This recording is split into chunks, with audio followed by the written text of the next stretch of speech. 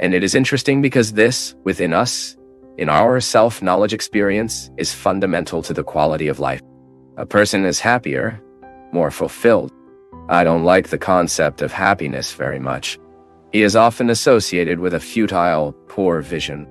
Happy person is one who has no problems, is the one who has a wonderful life. And we see this wonderful life from Instagram, social networks, for what she posts. No, forget that. It fulfills happiness as a particular intimate satisfaction that gives you the right to lie your head on your pillow every night and sleep knowing that you could have been ill. Even because for you to identify what you are seeing from outside, you need to see your way of seeing the world at first. The world has a filter that I put in my eyes. So every time I want to interpret a reality that is out of me, I inevitably be thrown into my story. It is the opportunity that I will have to enter the dark rooms of this house, that I am man. I really like this metaphor. I am a house, and there are rooms of my story that the adult has never entered. Forgiving is an experience of returning to you and investigating. And also in psychology, with psychology, we learn that the unconscious, this place that would be the hard drive of our emotional memories, it is not known to us, is not easily accessible. Accessing the unconscious requires many techniques. It is difficult, but all the time he sends us messages because he is active. I remember the rule I learned from my teacher. She said, "It is not because I do not know that he does not act. No, it acts all the time. And he is somehow determining today's emotions. It may be that I, a boy with many fears, with many reality that I did not forgive, is ordering the adult I am today. When we are children, our world is very small. It is very restricted.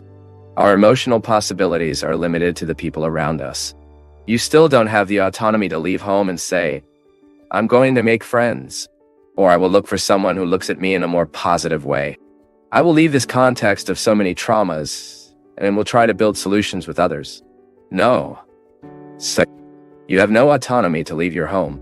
You don't even know how to open and close the door. You suffer from a physical indigence, of much dependence on the people who take care of you. So, of course, in childhood, we are very easily traumatized with events, and we keep it inside us. Nothing can enslave us. Today, the adult today is not able to make favorable decisions because we still have some phases that have not been healed. Today, the adult today cannot live forgiveness and reconciliation because within us, there are children who are very injured and wounded. And it is not intelligent to keep these children inside us. The child who needs to stay is the one who causes you smiles.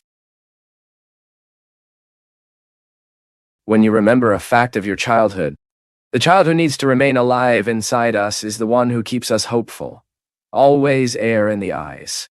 It is that child who does not know, who is not very easy to get involved with what does not really matter.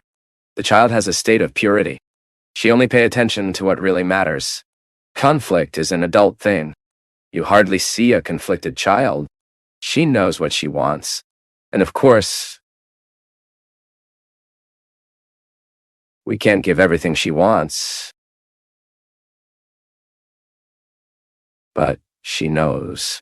But when we are a child, we don't have these filters.